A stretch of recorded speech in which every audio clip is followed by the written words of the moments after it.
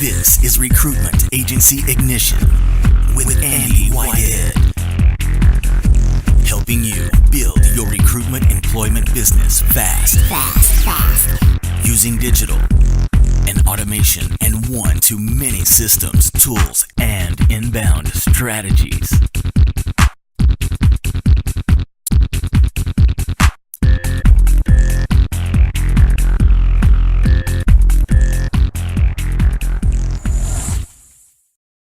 I fell into recruiting in 2001, and I fell into recruiting for building product manufacturers and distributors and just totally fell in love with it. They're real. They'll tell you if a candidate's too fat or looks like their ex-wife. It was very refreshing after dealing with corporate HR people. Started my first search firm in 2003 at the age of 26, grew it to $1 million in 3 years, thanks in large part to the housing boom. And then when the housing market contracted, went bankrupt at the age of 30, and totally kind of crashed and burned, and kind of dusted myself off, started again, and started another search firm, this time without a bunch of recruiters who were sucking payroll and not producing, and did it kind of lean and mean and profitable. And that positioned us so we could move to Mexico for a year. Chris and I and our 2 kids, who were then 2 and 4, 3 and 4 most of the time we were there. And then I just was sick of contingency recruiting and totally burnt out of the BS and working on stuff that didn't close. And so I basically just sort of checked out and did the family sabbatical in Mexico, and tried to launch a business, like a personal brand business, teaching small businesses to hire better. And that's rikkabrandon.com. And it was just a disaster. God, it just cost money. It never made money. And I've been used to making pretty good money most of my life. So I got an email from Andy in January saying, something about $1 Million Recruiter. And I emailed it to Chris and I said, man, when I decide to focus on building gurus again, this is what I'm doing. And then I decided to focus on building gurus and got another little magic autoresponder from Andy that day. And boom, I think it was like within a week, I was in the inner circle because I'm like, this is it. So I've been really checked out of building gurus for 2 years. So although it's not a new business and I have a very few number of existing clients, I'm not well known, even though I have a ton of experience. So it's kind of an unusual situation. Cool. Really cool in this first 30 or 40 days that even 2 people who I would say are somewhat adverse to outsourcing are seeing like, oh, yeah, man, I can get way more done if I give this up. And I think probably the most powerful part of this program for us so far is that when I go off the rails, which I totally do, and that is a totally fine thing. I like to say down the rabbit hole, but I think it's essentially the same thing. Both Tiff and Chris have had multiple opportunities where they've said, I'm pretty sure Andy would say, put this in the future file, Rikka, because this isn't something to worry about right now. And It's like, it sort of like snaps me back to like, get paid, because like I don't want to work a lot. People talk about working 80 hours a week. That makes me kind of want to vomit. Like maybe 40 if I'm making massive bank. So anyway, I'm a bit entitled, but that's kind of a nutshell. But really, I think, and as I addressed in one of my questions, I have some anxiety. I've hired people who suck. I have high expectations, and people often disappoint me. And Chris and Tiff are 2 people I know and I trust. And they both have just done awesome. And most of like all this stuff you're talking about is mostly them being awesome and me not screwing it up too much. So. Awesome. So that's really, so guys, 2 things you should write down. And number 1, focus on your strengths. None of you should be authors. Well, you might love it. You might love it. We actually got an applicant for the Inner Circle. He's wrote one of the Dummies books, Dummies for ABC. And he thinks he's an author first, recruiter second. But long story there. You're not an author. Your job is to get paid. And if you reverse engineer steps, what's your role in that process? It's probably going to be closing the actual deal, whether it be with the client or the candidate. So focus on your strengths. Number 2, outsource the weaknesses. Absolutely right. Why mess about with images and stuff when someone can do it for $5? Absolutely right. Third one, which is key, absolutely key. Don't get into shiny object syndrome. So if you're watching this going, well, I've not done I've not got any referrals. Don't drop everything now. Put it into your next 90-day sprint, or put it into your 90-day sprint after that. Add it as another pillar later on. That's really, really important. So we used to talk about going back. Old members in the circle remember this about a brain fart email. So it would be brainfartandy@hotmail.com. And you get all these wonderful ideas, just whack it in there, send yourself an email, and go and check it in once a month. And I'm less so nowadays, but I used to be built that way as well. The next, bam, that's a brilliant idea. No. So next 90-day sprint, plan it in for that, which is absolutely key. And number 4, which is really key, stay close to the money. Stay close to the money. If you've got an activity, so Keith last week, Keith is doing some really, really cool things, but he hasn't got that much positioning stuff going on, which is fine at the moment. We need to change that moving forward. Really, really important we change that moving forward. But at the moment, yeah, it's working really cool. But we need to make sure that that changes moving forward. But at the moment, yes, stay close to the money. First 90 days, in fact, the first 180 days even, stay close to the money. Get paid well. Get the clients, get the candidates, but we do need the positioning stuff coming in. And if you focus just on the campaign stuff, for example, 100% later on, you'll get bit in the bum if you don't use positioning and authority marketing later on, because then you're going to be a one-trick pony and you're going to burn yourself and you're going to burn out your relationship with your list. So you must be using it, but first 90 days, try and stay close to the money as much as possible. So thanks for that, Rikka. That's a really good point you made there. You're doing some really cool ideas here, but I think you might be complicating things a bit too much at the moment. If I ask you, what do you need in the next 30 days, and I don't mean automation or I need a #1 best-selling book, what do you need, clients, candidates, or both? Clients. Okay. Well, probably both, but step 1 is the client. Okay, so what my main focus, if in the next 30 days I have to get clients in, 100% what I'd be doing is this. I get clarity on breaking down my clients into client type A, client type B, client type C, etc. Then I build up those data sets. So I'm going to have 1, 2, 3, 4, 5, 6, 7, 8, 9, 10 different types of data set. Does that make sense? Yep. So data sets, I'd be building them up into those types. So you might have a list, you might have 100 or you might have 1,000 in each type. So you might have 10 types, you might have 1 type, you might have how many types, but you're going to build this data set up of 1,000 to a few thousand. That's the first thing I do. The second thing I do, I get it into quick mail, into RRR straight away. And I'll be testing 2 templates, template A versus template B, 100 of each. And then the winner, so if one of them converts, you get 70% reply rate of one or 10% reply rate of the other. Of course, you go with template B, and then I scale the living backside out of it, as long as I can deliver. So then what I do is scale it. That's what I'd be doing as a priority with the client side of things, okay?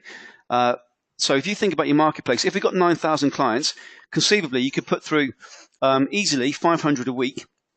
That's 18 weeks there of client leads. The reality is when you've gone through this process, you're probably going to have a lot of activity straight away once you've got it converting. If it doesn't convert, you come to me and then we get it converting. But what I'd be doing as a priority is getting that working. Does that make sense? Yes. Okay. Now the question is around resource. So that's what I'd be doing if I'm a one-man recruiter. So it's just me in the business. I'm brand new in. I'm just being inside the inner circle 1 week, 2 weeks. This is what I'd be doing now to get clients in straight away. That's what I'd be doing. Now we want to be using the positioning strategies and getting VAs and all this cool thing as well. But you're in a slightly different position. You've got Tiff and you've got Chris. So have you got more resource to do more than outside just this and the website and the content? The elements you reference around the meeting magnet and all these cool things, have you got the resource to do that, or is this really stretching yourself at the moment? No. I mean, if I had a bunch of new job orders, I might be stretched, but not really. Okay. I don't have a lot of job orders. Okay. So what I'd be doing, I'd be doing this. I'd be making a real focus on the priority for yourself, Chris, whoever's doing this, is right. We know we've got 9,000 clients. Let's get this data set built. So you've got these really clean spreadsheets of client type A, client type B, C, etc. Number 1. Number 2, with candidates, exactly the same. Let's get these really clean lists built of candidate type A, candidate type B, candidate type C, etc., etc. Does that make sense? That's 100% the priority. More important than anything else you're doing at the moment. Most important thing is get those 2 things done.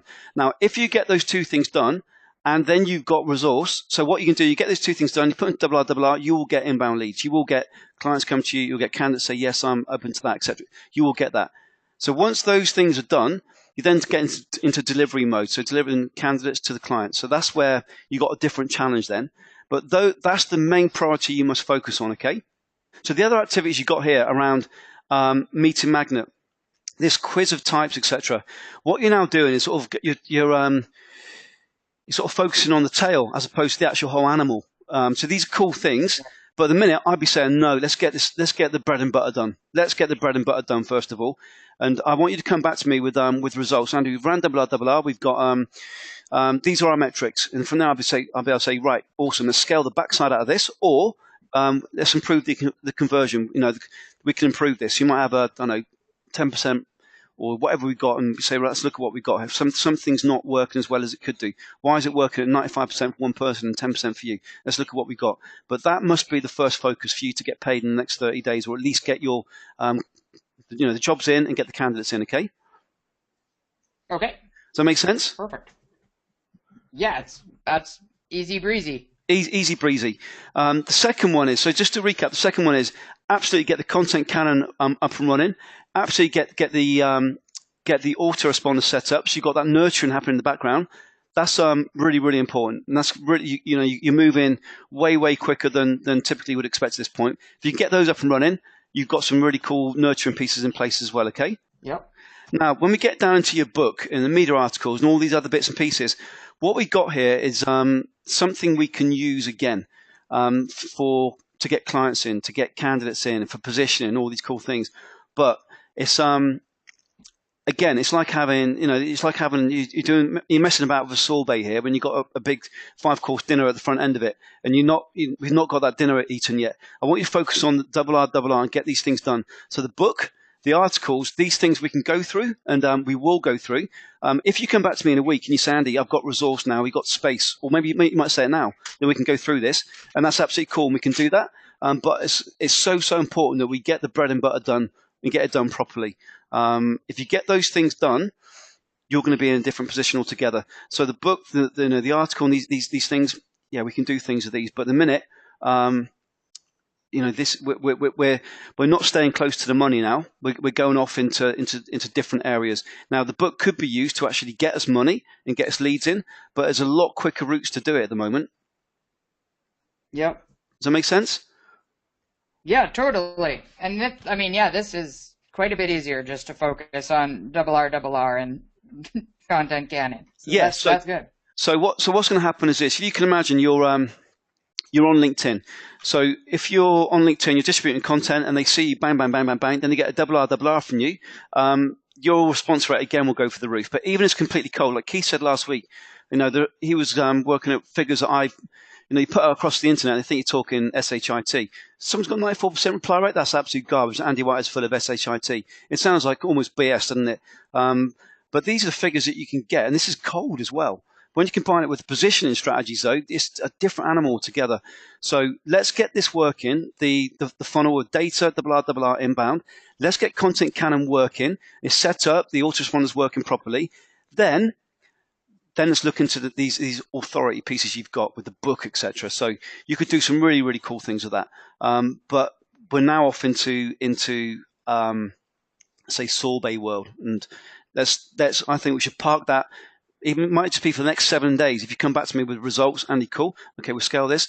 Then we can lay out a strategy for these side of things. But at the moment, bread and butter. Does that make sense? All right. So the other things, book, media articles, website. These are 3 things that you've got here, and I've got on my mind map here, and I put underneath it attract, convert, deliver, because we're going now into some really cool strategies for attraction, but we haven't done the base elements first of all. And the kiss is just for me and I put here, get paid. Focus on getting paid, Rikka. Yep. And stay close to the money is a phrase that you hear me use time and time again. Stay close to the money, and these 3 areas we can focus on a little bit later. But for now, let's get paid, okay? Cool, that sounds awesome. Okay, good. But Rikka, what questions have you got, or anything you want me to dig a bit deeper on, or make it a little bit clearer for you? No, I think I'm good. This feels very good and very wonderful for July in the Northern Plains when it's actually nice enough to go to the lake. So I think everybody knows what we need to do, so I'm feeling good about it. Probably my biggest flag is I don't get sucked into spending days on the signature system refining. No. But other than that, I think we're going to rock. Make it be hard on yourself. Set a timer on the clock. Sit there and say, right, I'm going to give myself 90 minutes, and that's it, bang, and done. 90 minutes, so I'm going to spend 10 minutes on the problem, 10 minutes on the prescription, and go through draft 1, done. Don't overthink it, done. You don't need to make it into a sexy PDF and send it out to clients, all that, but have something you can reference and you can tweak. But I literally just take what we've created, So the 3 problems: actually use the language we've used, and then spec it out. Job done. And simple as that. 90 minutes done. Park it. Okay. Perfect. Okay. Good. Awesome. Well, the lessons that have come in is the simplicity of just following the steps, but this sounds like an awful lot going on here. Next week, we'll be laying out the steps even simpler from your planning session, but it's just focus on what I give you in terms of the planning session, then be following the plan, just following the plans. So it's just do one thing at a time or a couple of things at a time. You know, Rikka, Chris, and Tiff are doing an awful lot of things here, which you wouldn't normally necessarily get in the first 90 days, but I just wanted to share that with you. From the flip side, so just remember, there's 2 types of person really inside the inner circle: those who are going implement quickly, results quickly, getting paid, and those who are thinking strategically. And Rikka's sort of somewhere in between, doing an awful lot of things, but also doing a lot of these strategic things. So lesson then, 2 things. Number 1, implement quickly is the key lesson here. Now, Rikka's implemented extremely quickly. I don't expect you to be implemented as quickly as Rikka, but implement quickly. Implement quickly. Second lesson is follow the steps. So follow the steps that are laid out in the training and make sure you go through the steps. So, for example, if we've got a workbook, and in this case, or a process, a synthesis system, every step is there for a reason. Double R, the game plan. The first 3, 4, 5 pages are not sexy, you might be thinking, but those pages are there for a reason. The bit about domains and all this, to clean the data, it's there for a reason. We've tested without the domain. We've tested without the clean data. So every step is laid out for a reason. So do go through these step by step. So implement quickly, share your wins quickly, and ask for help quickly. Then we can see what to scale. Discover how to build your recruitment employment agency using 1-to-many automation and inbound strategies before anyone else in your market specialization. Check out recruitmentmarketinginternational.com.